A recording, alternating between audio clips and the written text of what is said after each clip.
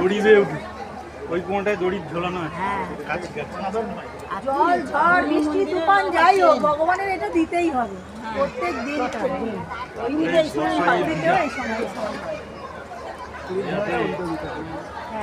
ভগবানের একটা ইয়ে ওনার দিতে দেবে, যার তোলার সেটি তার বংশানুবংশ করে আসে।